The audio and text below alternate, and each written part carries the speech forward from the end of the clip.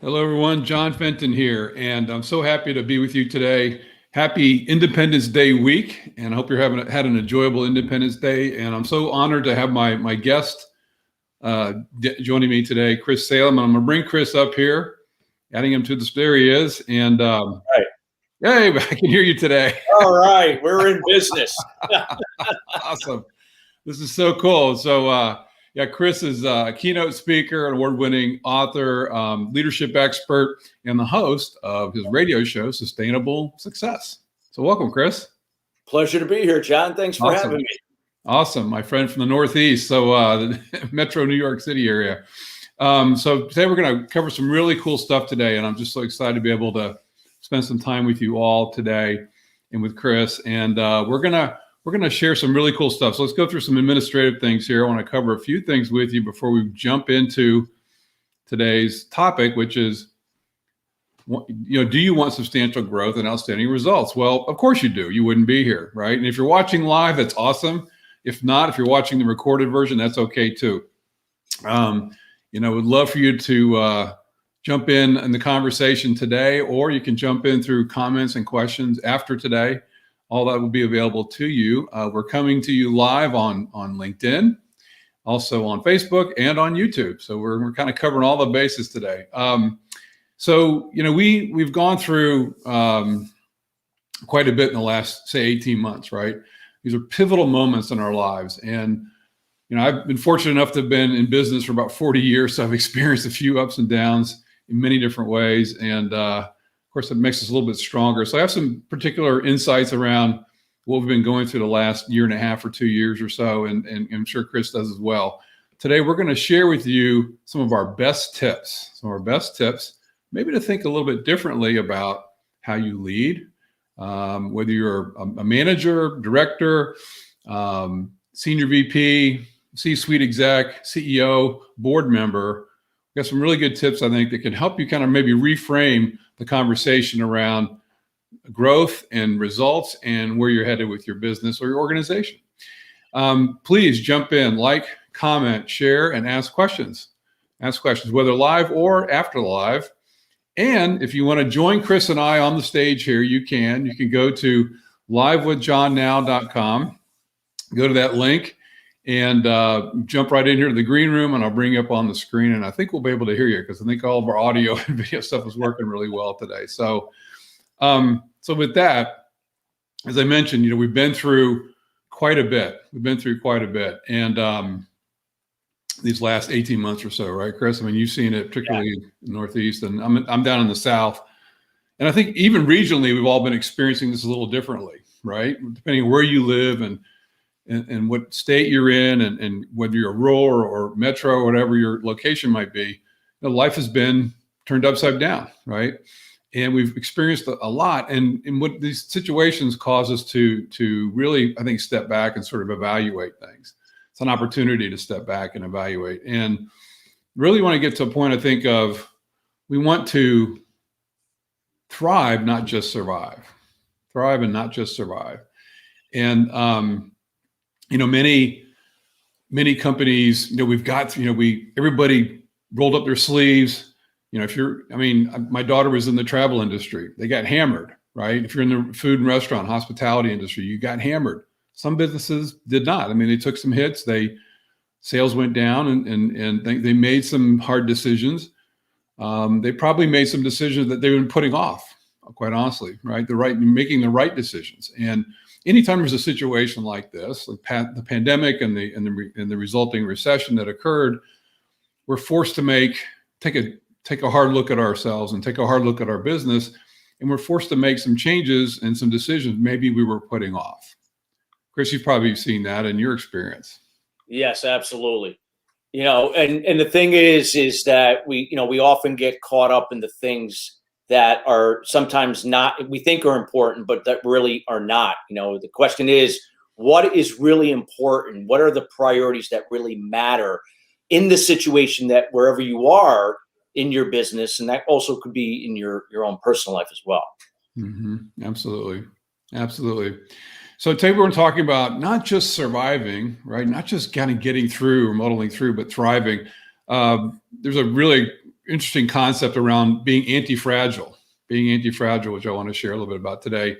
And it's really about going beyond resilience. There was a book, Anti-Fragility, written several years ago. You can Google it and find it. And the concept is that there are certain organisms, organizations, or companies, or people that thrive on chaos, thrive on change. So, like startup companies, tech companies, startup companies, you're dealing with a lot of change, a lot of stuff's happening in your business, right? And so you have to adapt and constantly change. And it's a very entrepreneurial mindset, very entrepreneurial. In my experience with entrepreneurs is you're spending a lot of time, maybe trying to wear all the hats in the business, right? As companies mature, they get more systemized, they build systems, they get more kind of, creating their processes and so on. But sometimes they become mature companies, and they kind of get stuck in their ways. So some companies can be really brittle. They can't adapt to change very well. Those companies, they'll survive, but maybe not for long. Some companies are fragile. They're not going to survive very well. Then there's companies that are resilient. I used to think resilience was the thing you needed to do, right? Resilience was the place you need to be. And being resilient is really good, but you've made some changes, you've adapted to the situation, you've come back, and you've kind of brought the company back to where it was before. Yeah. Being anti-fragile is really about moving beyond that and making the company better. Chris, you have some thoughts on that? Yeah, I mean, when you look at things that happen, I mean, there's always going to be things that are going to be beyond our control. The thing is, what I see with a lot of organizations, and this is always at the individual level as well, that's where it starts, is we get caught up in the things that are beyond our control. See, the things that are beyond our control are the things that are inevitable, like the economy, something going on in your industry. It could be COVID that we went through this past year. These are things that are beyond our control. Other things that are beyond our control are other people, whether they're our customers, people that work for us. We cannot control their communication to us, how they perceive what we said. We can't control their behavior. We can't control their attitude. We can't control their emotions or the action that they take. However, we may think so, and we go out of our way to do it. And because we can't control it, we often get caught up in the things like that lead to worry, that lead to being overwhelmed, lead to stress, lead to anxiety. And this is what clouds our judgment in terms of now what John said about not thriving, but surviving. So if we're going to thrive, even through turbulent times or changes in our industry, it's about how we think. What can I do today individually and as an organization? What can I control right now that I know and have? Mm-hmm. So that's either your own behavior, your communication, your attitude, emotions, and course of action. And of course, the intelligence that you have that you can work with and trusting that process. I think people are just tied to their mindsets are in the past and the future, John, not in the moment, trusting that process. That's a really important point. I teach about being present, mindfulness, and being present and being in the present moment. I'll share. I love this quote. I'm sure you've heard it before. And I'll give you the reference. Everybody can check out the reference on it too. So this quote, it goes like this. I want to make sure I don't mess this up. The past is history. The future is a mystery. Today, right now, is a gift. That's why they call it the present. So I like that. It's a good analogy right there. I heard that before, but it's also in Kung Fu Panda. Regardless of the source, it's spot on. That's right. Because you're right. We can spend so much time worrying about the future. I mean, God, we had a lot of worry, right? I mean, during the pandemic, a lot of worry about what's going to happen next. Where do we go? Can we survive this? I'm sure many people had questions about that. But I have a question for the audience, whoever's out there watching live or post the event today, post the live, put in the comments, pop a comment into the comment section. Would you rather thrive or survive? Put that in there. I'd love to see some comments popping through there, and we can gauge a little bit here and get you involved with the conversation. And if you want to jump into the conversation, please do. You can go to livewithjohn.com, livewithjohnnow.com. And it's really easy to do. Pop in there and I'll bring you up on the green room. All right. So we're going to keep moving along. So again, we're talking about thriving, not just surviving. And what does that really take, I think, from you as a leader in your company, whatever your role might be? You know, everybody has an opportunity to be a leader, whether it's at home, in your work, your church or synagogue, place of worship. It's a chance to be a leader and in your daily life. And so the question for you is, what kind of leader do you want to be? And what kind of leader do you really need to be going forward? So, you know, recessions happen about every 8 to 10 years. You know, pandemics, knock on wood, they don't happen that often. But chances are there's going to be something that's going to happen in the future. And I can't predict the future, can't say when, whether it's a recession or some other kind of crisis or upheaval or disruption. But those things, that's life. Things change, constantly change. And there's a concept around being a transformational leader, transformational leadership. Okay, transformational leadership. And I want to cover a few things today about what that might mean to you. Maybe some tips here that you may understand, you may know, and some that may be a little bit different for you. So the first one, I have 7 little tips here today, and Chris, you can jump in. Sure. Yeah, whatever you want to jump in here. A narrative of the future. I am such a big believer in having a vision of the future.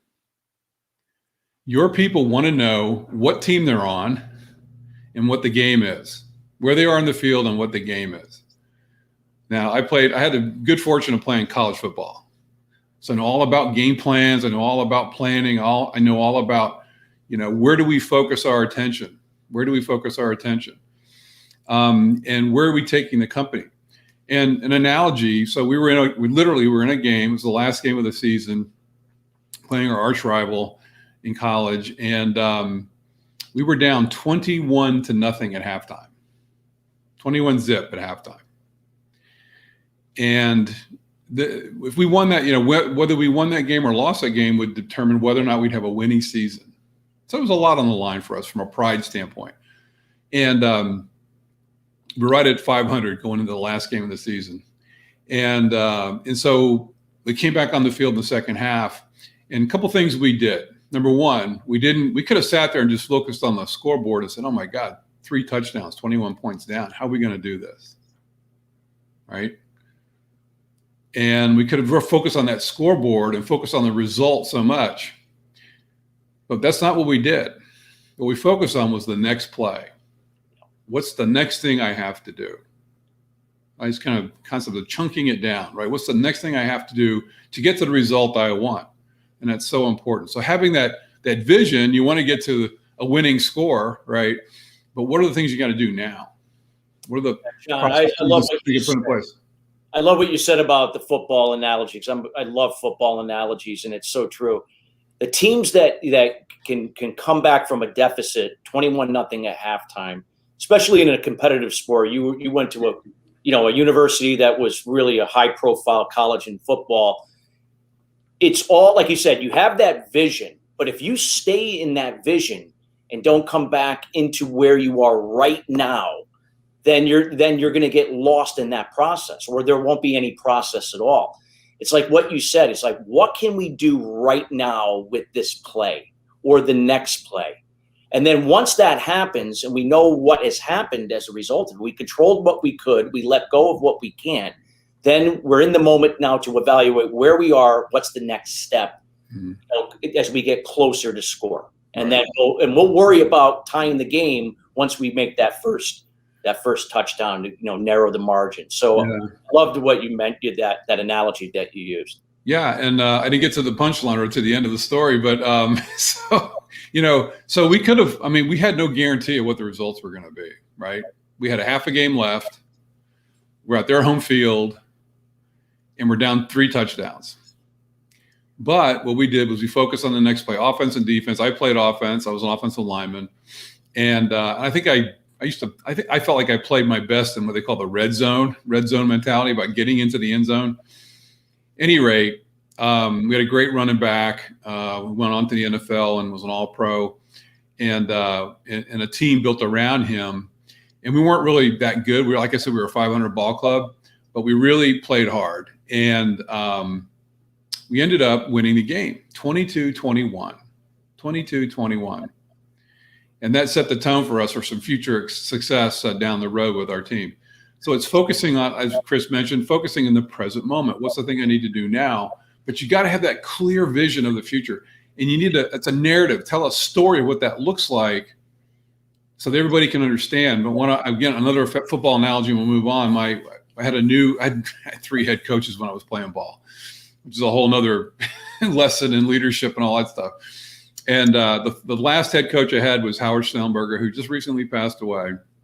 And Howard was a great visionary and very process oriented.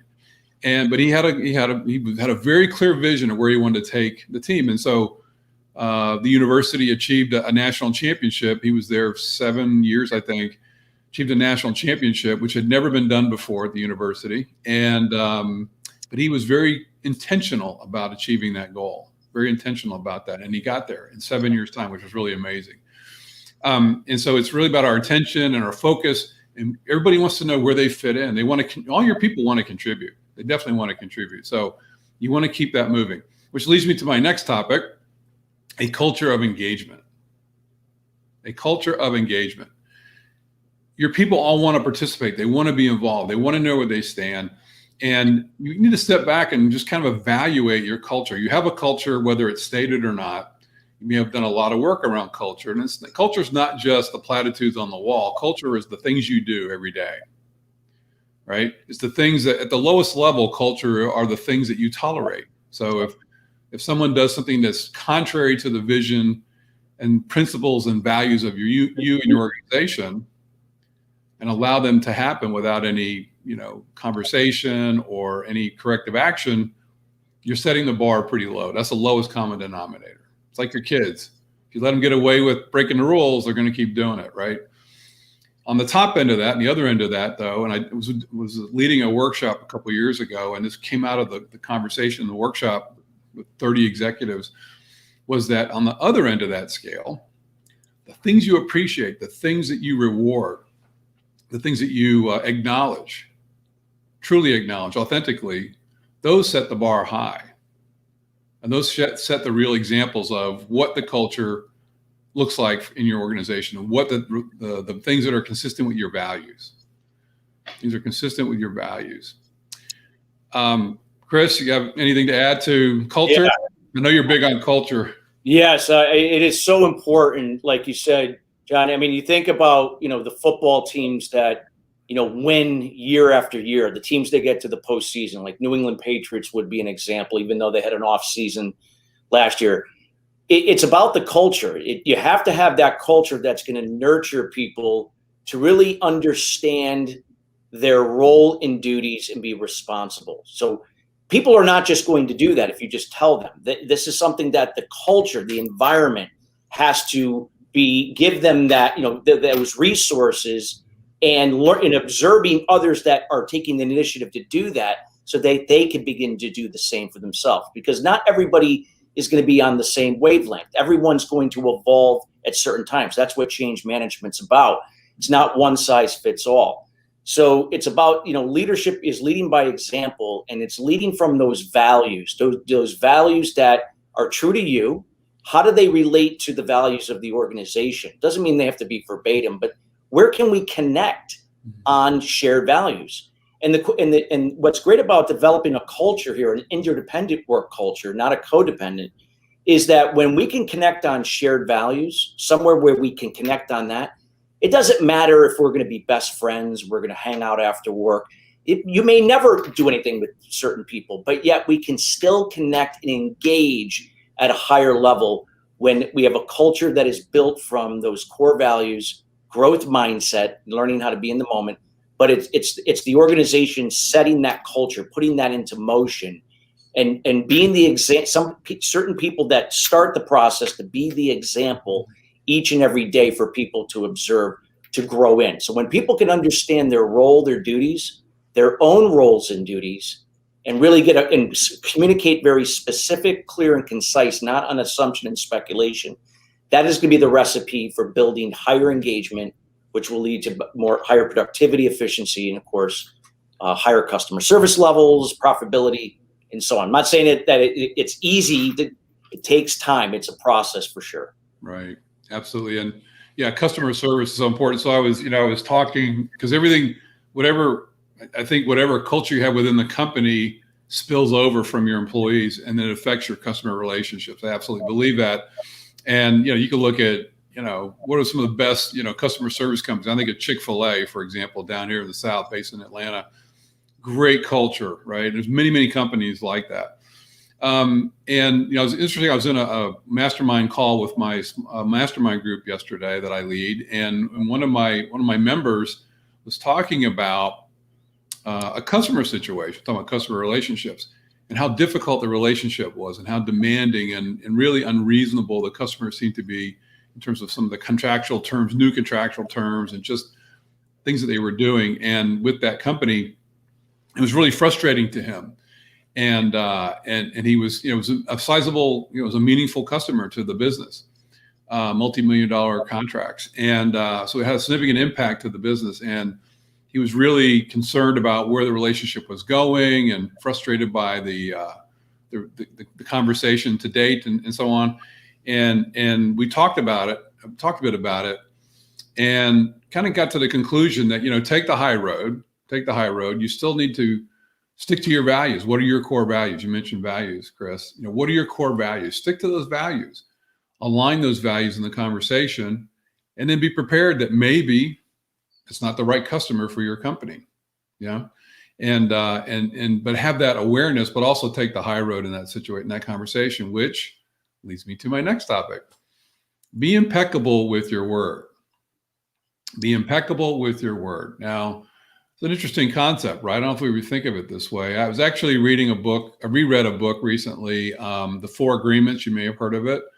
Don Miguel Ruiz, I believe, is the author. And his number one agreement. So we all have agreements in business, right? But one of his first agreement is be impeccable with your word.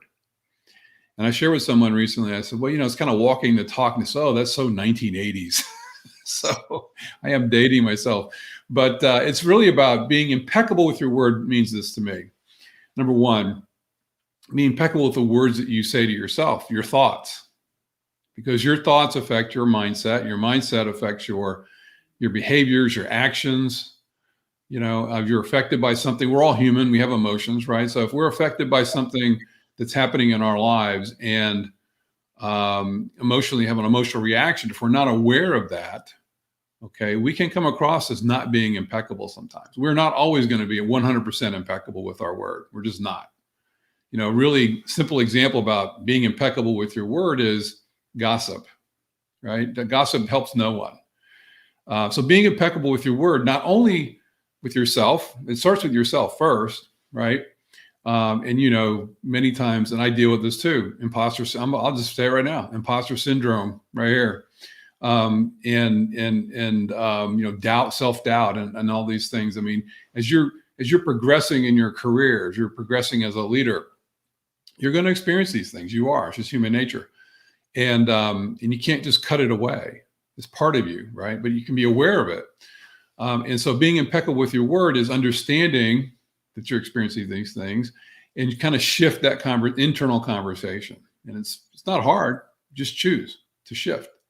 Start a new conversation with yourself. In the same token, the words that you speak and the words that you write affect other people.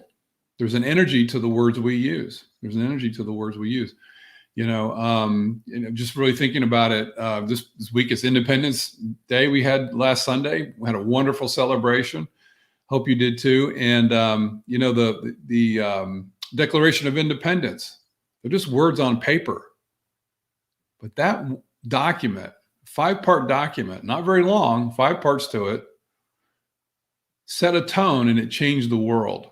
It changed the world and enabled us. It gave us as a country, the American people, a sense of energy around rallying around beating the world's greatest superpower at the time, Great Britain. Mm-hmm. They surrendered 5 years later. Amazing, right?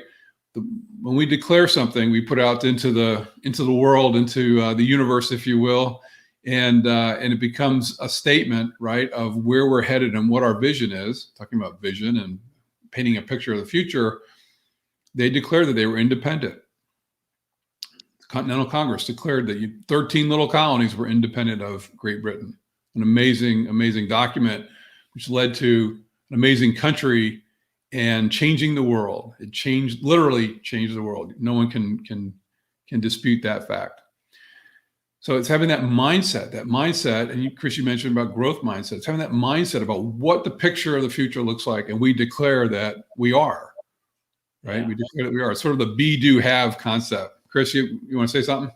Yeah, well, I love what you said about be impeccable with your word, because oftentimes the words we say are going to align with those values. And we have to be mindful, like you said, John, that words can be powerful, especially when we apply it. Like, so if I said, like, I am not a big fan of the word want and need, the words want and need. And here's why. I want to achieve this, whatever that may be. See, what I say, I have good intentions that I want to achieve that. But if something comes along the way, a challenge, an obstacle, or maybe another shiny object, then I'm going to that. Or I have an excuse now why I can take 1 foot out and keep 1 foot in. I'm not committed. So want means I have good intention, but you're placing the control over making that happen outside of you. You're dependent upon things that you can't control. A word that's more powerful than want is will. Will says, I will do this, meaning that I am going to do everything in my power to do what I can do within my control. Now, there's certain things beyond my control, and if it doesn't happen, it doesn't happen. But I'm going to will whatever I can for what I can control. Mm-hmm. That means I'm committed to the process, no matter whatever the results or outcome is going to be. Need means that I need somebody to do something for me to achieve something or to feel something, versus I desire. Desire says I'm committed to show up, that I'm going to choose to be happy. I'm going to choose to be optimistic. I'm going to choose to be, excited about what we're working on, regardless of the results, because I can only control what I can. So it's shifting those words like want and need to will, desire. And when it's amazing how the action that we take is different as a result of that in time, because it does reflect in the energy and the actions that we take. Absolutely. And as you were sharing that, Chris, and I love that analogy and that sharing, there's even something even stronger. And that stronger phrase, really, I first learned about it in the Bible. I am. Those two words are very powerful. Yep. Right? I am. The Declaration of Independence didn't say we want or we need, like to your point, it's we are. Okay. I am. We are. Very powerful words. And using those words puts you into a future state.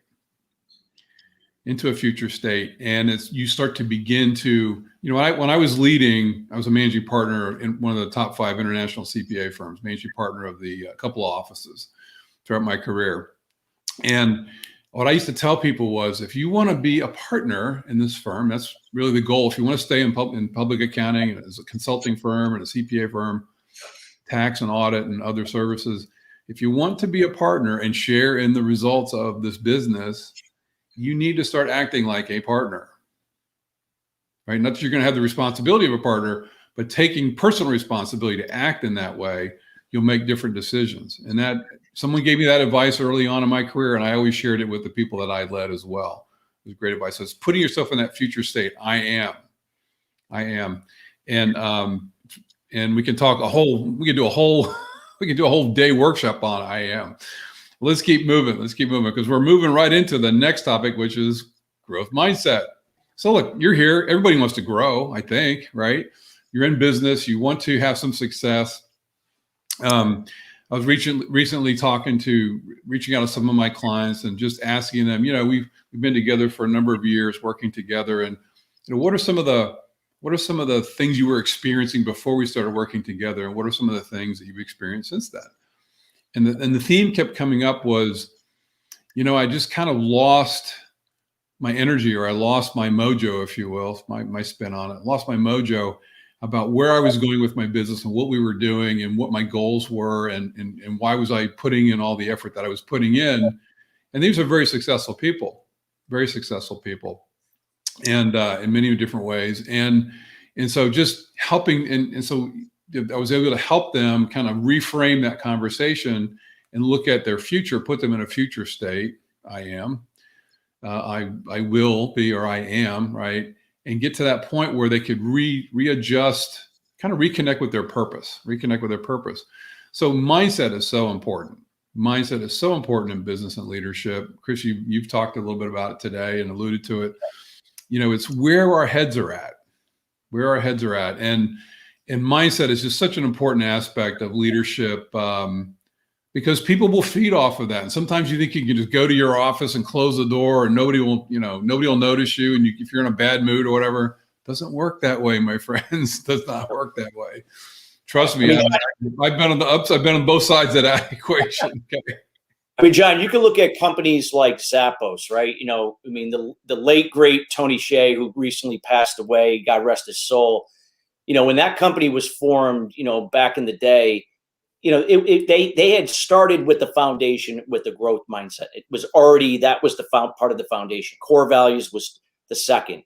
That's what that company was built upon. Now you wonder why they rank in the top 5 for customer service each and every year. It's not because they provide great shoes and it's the service is impeccable. Yes.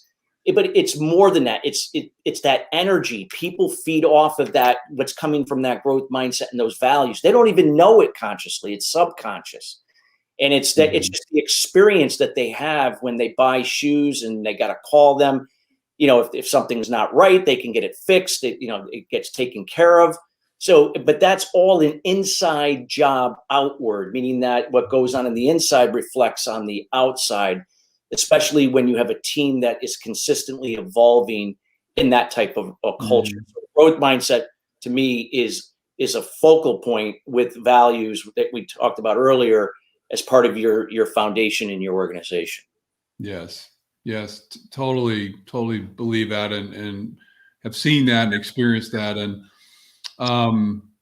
it's really, it's interesting how sometimes we say we want growth, but then our actions are different, right? So sometimes our actions don't always coincide. So sometimes too, I think growth, where does growth come from? What can come from new products? It can come from new services, new ways of doing things. And I think this post-pandemic period that we're entering into, and we're still not all the way out of this yet, right? But we're getting closer. And this post-pandemic period, there are going to be companies that are going to just blow, have exponential growth in the next 8 to 10 years. It's happened every time there's been a major crisis. There are certain companies that come out of it stronger, better, and there are other companies that just kind of keep bumping along, and there's some companies that fail. And it depends on your mindset about where you want to take the company and what's important to you. And sometimes that means going outside the norm, going outside the kind of being disruptive internally sometimes. Fail. There was a concept, I think it was Hewlett or Packard. Fail fast, but fail cheaply. Okay. Mistake, a culture of getting back to culture, but culture of making mistakes are okay. Trying new service lines, new product lines, new ways of doing business, new ways of enhancing customer service. At the end of the day, business is all really about relationships. Honestly, it's just relationships built upon relationships. And so what are the relationships that you have nurturing? Are you nurturing in relationships within your company and nurturing relationships outside your company, all with a mind of growing your business, growing it the right way, and having a thriving, not just surviving organization? All right. Let's see. A couple more concepts here. Again, jump into the chat. Would love to see some comments in there. And let's go to the next number 5 here. Number 5 of 7 of these tips and ideas are around exponential growth and exponential outstanding results and exponential results that you want to see in your business and in your life, have your eyes on the horizon. I have a great example about this. Okay. There were some companies that were transformational and some companies that were not transformational. For example, everybody knows about Netflix, right? We all have Netflix probably on our TVs, our streaming service.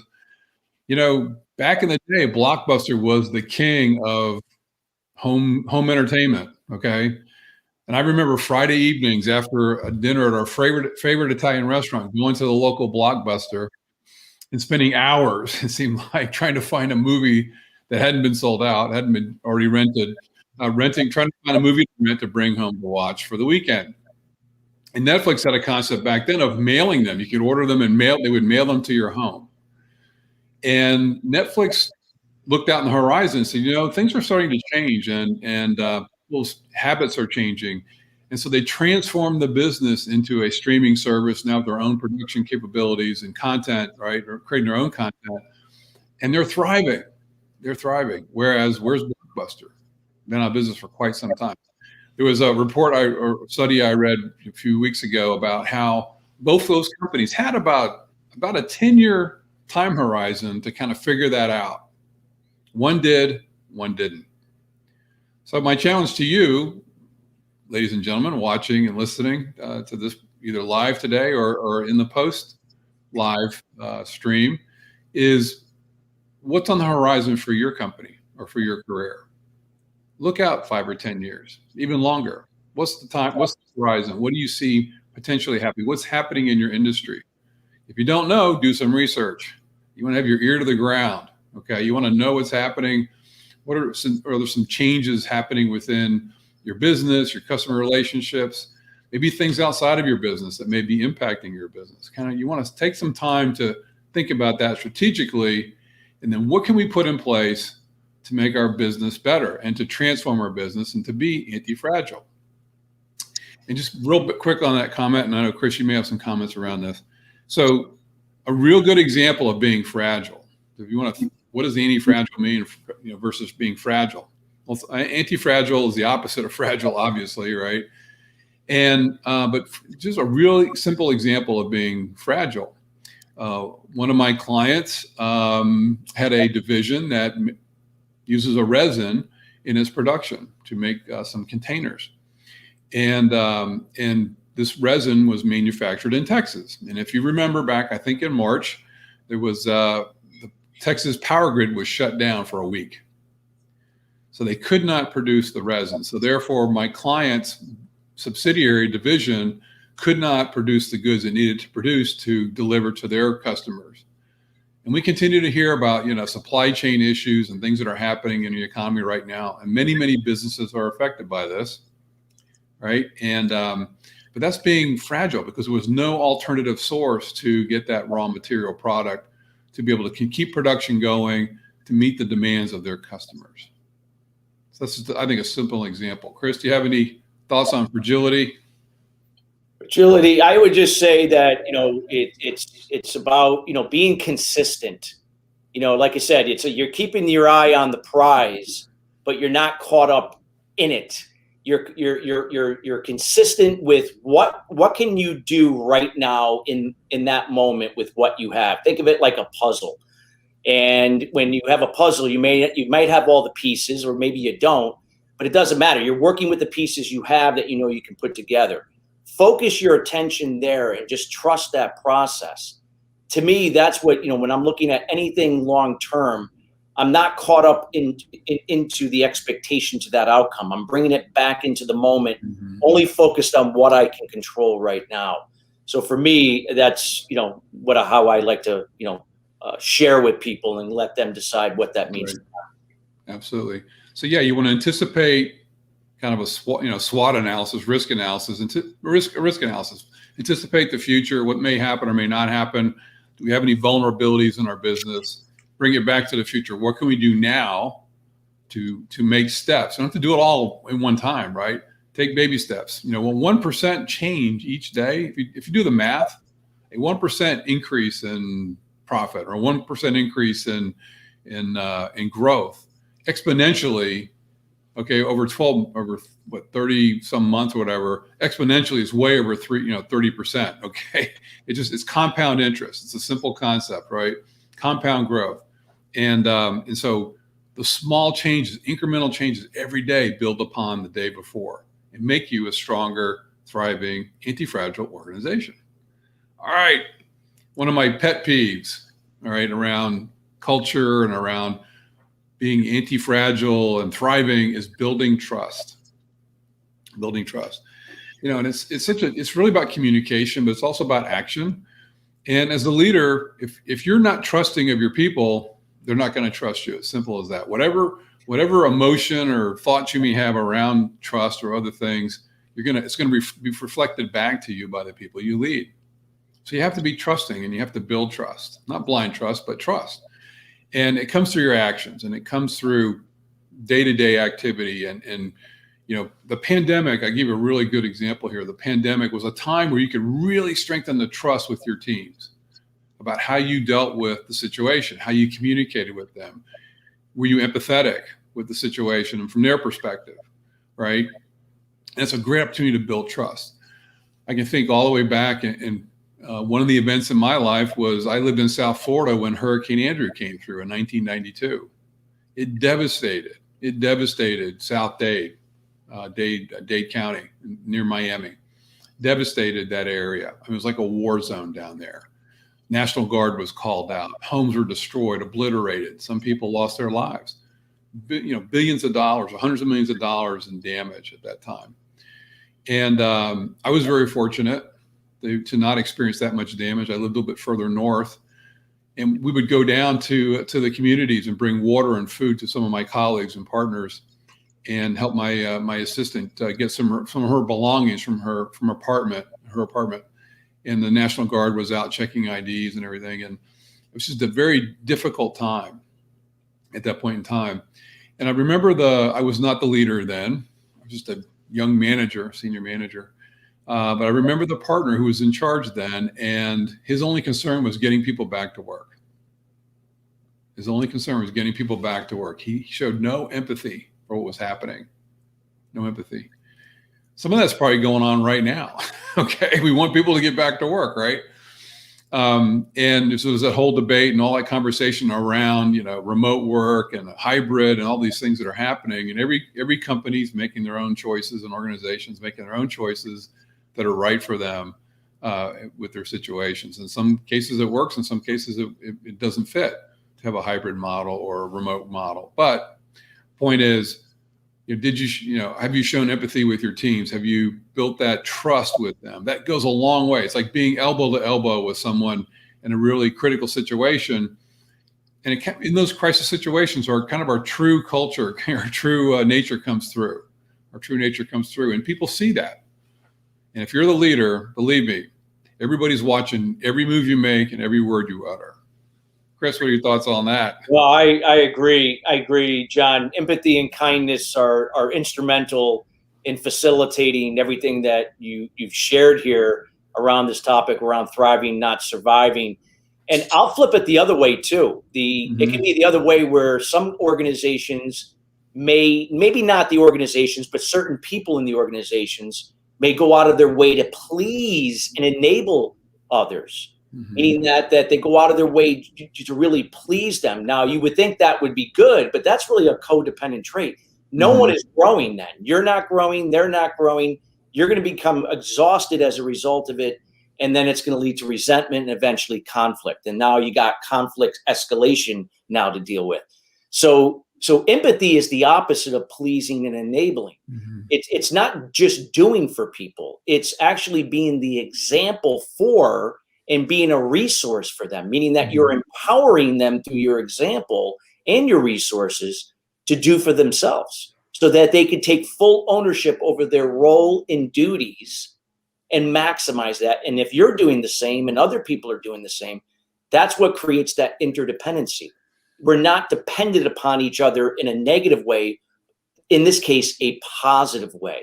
Now, again, it's not easy just to do it like that, but in time with consistency and having your own success routine, I'd like to call it, or your own success foundation, if you change your lifestyle to reflect that and doing certain things to think that way, you'll be able to really come together in a higher way to thrive and not survive. Absolutely. We're getting close to near the end today and kind of wrapping up. We have a lot of stuff we've been sharing today. It's been a great conversation. Again, like, comment, share, ask questions. If you're watching live or watching after the live, that's okay. If any of this resonates with you, please share it and please comment, because I will respond to your comments and I'll answer your questions. The last topic or last point is really be a transformational leader. And what we've been talking about today is really about transformational leadership, taking your business, your organization to new levels, learning from this past experience, making your organization, your company better, and being a better leader, and really adopting some of these things. Many of these things are sort of common sense. I think some of them are things maybe just to let it settle in, reflect on it. And what kind of leader are you, and what kind of leader do you want to be? And keep moving forward. Always keep moving forward. We want to learn from the past. We don't want to dwell on the past. Keep your eye on the prize. Keep your eyes set to the horizon. Keep moving your company forward, and building that culture where people are engaged and they're participating and they know where they stand, and they know where the company's headed. So again, like, comment, share, ask any questions. Chris, any final, before I give a call to action, any final thoughts from you? Just would say to the transformational leadership, it's not bound by a title. Regardless of your position, be that leader. Lead by example. That's the best leadership that's out there, is leading by example. Come from those core values, the growth mindset that we shared today. And, how can you show up to be your better self today? I always say not the best, because that's a form of perfection. That's a codependent behavior. But what can I do better? What did I learn yesterday that I can do better today? Because you'll be amazed, just like a child observes his parents growing up, and that's how he or she will develop their confidence and self-esteem as an adult. Adults and other people subconsciously are observing you, whether if they know that consciously or not. It's contagious. So how do we show up each day as a transformational leader to be our better self? That's really important. Thanks, Chris. And, one thing I didn't share, I should add to this right now, is, in addition to being the leader you want to be that transformational leader, you need to focus on one thing that I think a lot of leaders forget about, and that is making your health a priority, your good health a priority. It's very easy to put our health to the side. It's very easy to make ourselves the last recipient of all the good work that we do, but you need to make your health a priority. And I can speak from real experience that if you don't, you will pay a price, and you don't want to get to that point. You do not want to get to that point in your life. So you need to take those steps now. Daily reflection, gratitude every day, I think is really important. Breathing is so important. It's the one autonomic function of your body you actually have control over, and it can set the tone for your whole day. And if you don't think breathing is really important, intentional breathing, just ask a Navy SEAL. They do a process called box breathing. It's it's called box breathing because there's 4 parts to it. Why do they do that? So they can be very focused, very centered, very calm in the heat of battle, where it really matters. We're talking life or death situations. Another little phrase I learned from the Navy SEALs, not that I was a Navy SEAL, but I have friends that have been in the military in various branches, and the Navy SEALs really is an epitome, I think, of really some amazing teamwork and leadership. They have a little saying that goes, slow is smooth, smooth is fast. So sometimes we just need to slow things down. Slow is smooth, smooth is fast. So by slowing things down, being intentional, breathing, focusing on our breathing, and set themselves up for success for that day. A little final tip, a little bonus tip I threw in there today. So the last thing I want to say to you is, here's a call to action to everybody who's watching and listening. Here's my call to action for you. And it's real simple.